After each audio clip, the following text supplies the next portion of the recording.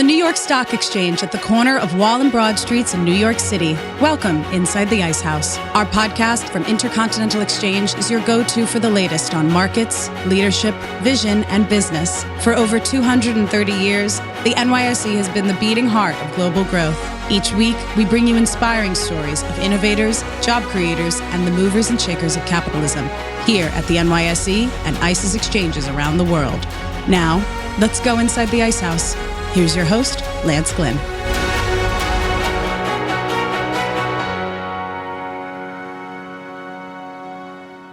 Each month on the Inside the Ice House podcast, we engage in insightful conversations with business leaders, CEOs, and executives of NYSE-listed companies, entrepreneurs, and visionaries. We explore their journeys, the challenges they've overcome, and their aspirations to shape the future. You can tune in every Monday on all major podcast platforms to catch these discussions and watch full video episodes on tv.nyse.com and on the NYSE YouTube channel. Inside the Ice House in March, we aired 5 new episodes covering a diverse range of topics, including the state of the stock market, meteorology's impact on finance, e-commerce fraud, law enforcement technology, and the life of an NYSE legend. We kicked off with episode 460, featuring Phil Rosen, co-founder and editor-in-chief of Opening Bell Daily. Building the platform with Anthony Pompliano to one that reaches 200,000 inboxes every day, Phil joins the podcast to share insights on the market, crypto, and AI. What will be in that reserve? We don't know if it's going to be just Bitcoin or if it's going to be multiple other cryptocurrencies. And I think there are rumors that there are other people in the president's ear that are incentivized to get their tokens into this reserve, because that obviously be very good for those tokens. But a lot of the sort of long-term Bitcoin holders don't think that's the best possible path, because there really only is an original cryptocurrency, which is Bitcoin. And once you start putting in these secondary currencies, which are not so deregulated, and there's companies behind them and individuals behind those companies, the whole idea, I think, becomes less and less core crypto philosophy, because it's not so decentralized. So that'll be something that I'll be watching for sure. What goes into that strategic reserve? Mm-hmm. So I want to talk more about that strategic reserve, because it was in late January that President Trump ordered the creation of a cryptocurrency working group tasked with proposing, of course, regulations and exploring the creation of this national cryptocurrency stockpile. So there's been a lot of discussion about the need for a strategic Bitcoin reserve. Do you think that that would be wise for the government to create a reserve, and how would it impact cryptocurrency? I think the question here might be, it's not so much, is it the right decision for the government? It's what are the consequences if they don't? And I think there are many countries already that have been buying Bitcoin and other cryptocurrencies, mostly Bitcoin. And if the U.S. doesn't do it, they're not even playing the same game. So I think just sort of the game theory of it, they have no choice but to participate. And that's really, I'm sure Trump and his team realizes that.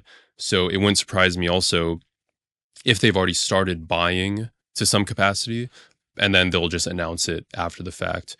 Because, in one sense, you don't want to tell everyone when you're buying, because then the price will just go up when other countries start buying too. So it might be something worth doing sort of quietly.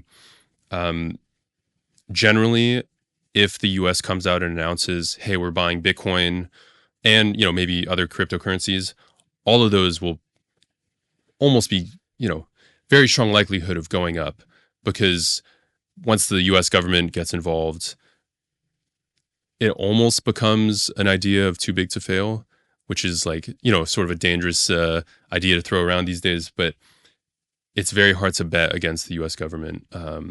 And buying what the government is buying is usually pretty solid returns. Episode 461 features Dave Margolin, meteorologist for Intercontinental Exchange, that's NYSE ticker symbol ICE. You may wonder about the role that meteorology plays in markets, but Dave joins us inside the Ice House to expound on weather's impact and how positions like his provide firms a competitive advantage. Yeah, and that's a very fair question. I've gotten that question quite a bit over the years. But, and especially for folks who are not in the financial or energy sector. But it turns out that weather and climate really have a significant impact on the economy. I think the latest numbers I saw was weather can impact or kind of change the GDP by as much as 5% each year. So that's over $1 trillion. And of course, you think of a company like ICE, very much tied to the economy through the exchanges, through our data services, through the mortgage. So you see that connection there. And more specifically, when you think about like energy, I think the relationship is even stronger, right? Because what do people do in the winter in terms of, their thermostat, their heating bill, or their, the heating in the house? You turn the heat up when it gets really cold.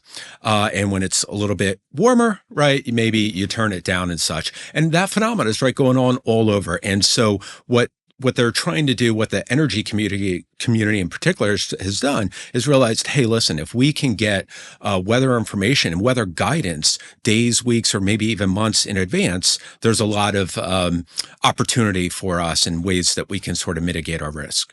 Inside the Ice House for episode 462, we were joined by Aglika Dotcheva, CFO of Riskified. That's NYSE ticker symbol RSKD.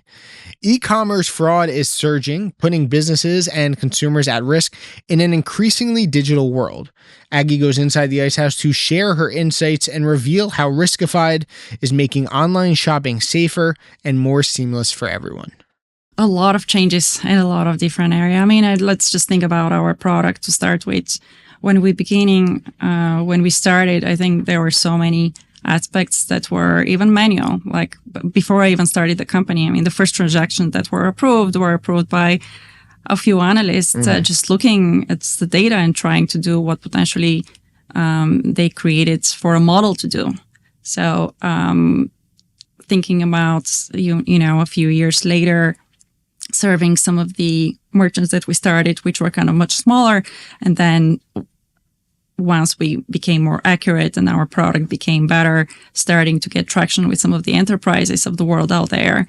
So there's some of these changes around developing the product was kind of driving everything else in the company. The requirements came in from the external world, but you had to kind of really create the team and shift the technology and shift your priorities internally in order to adapt to the market and being able to deliver the solutions that our clients were looking at the time.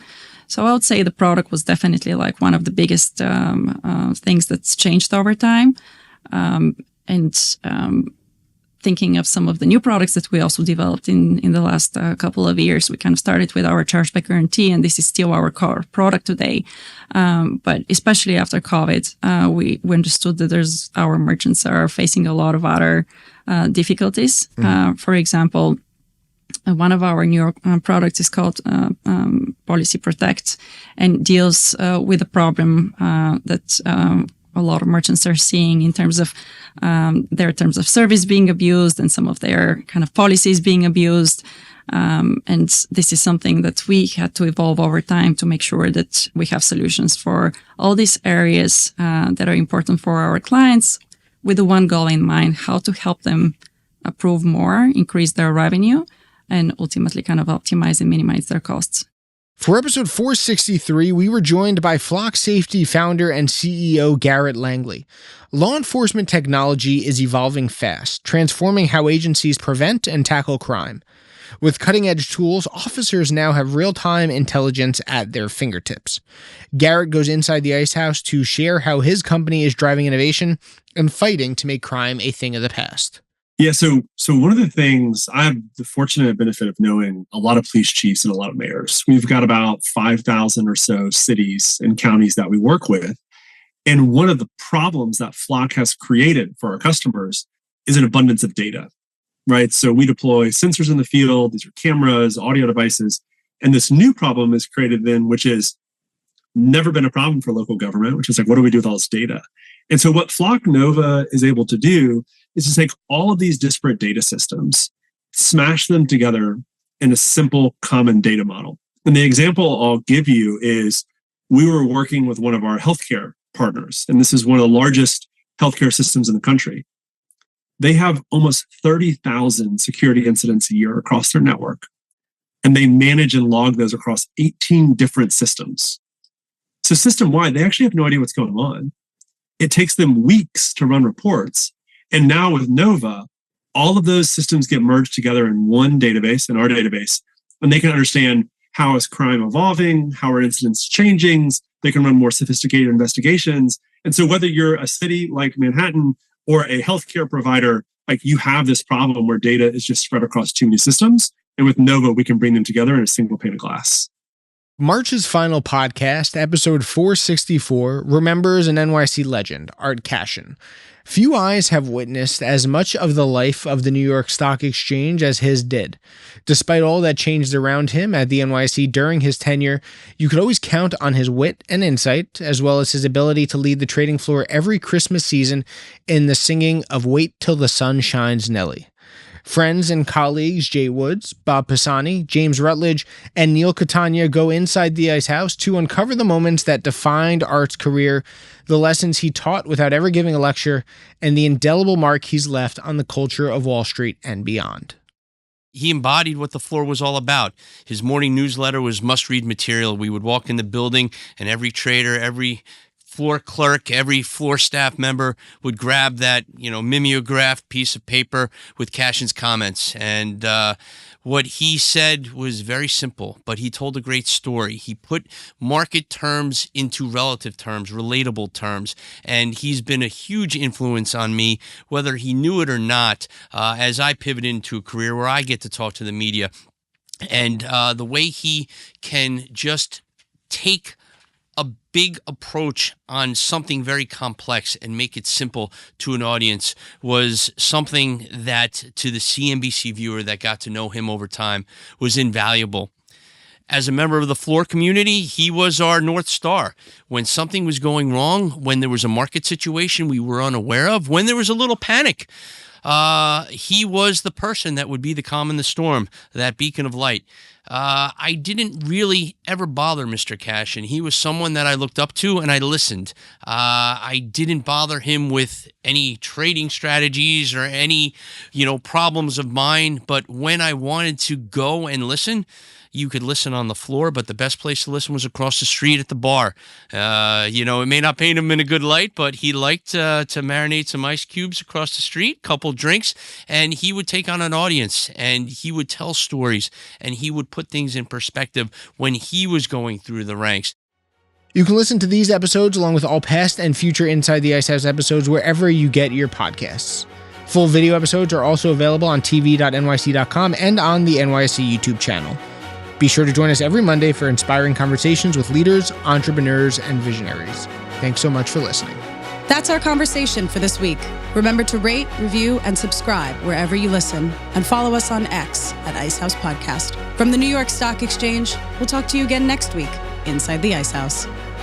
Information contained in this podcast was obtained in part from publicly available sources and not independently verified. Neither ICE nor its affiliates make any representations or warranties, express or implied, as to the accuracy or completeness of the information, and do not sponsor, approve, or endorse any of the content herein, all of which is presented solely for informational and educational purposes. Nothing herein constitutes an offer to sell, a solicitation of an offer to buy any security, or a recommendation of any security or trading practice. Some portions of the preceding conversation may have been edited for the purpose of length or clarity.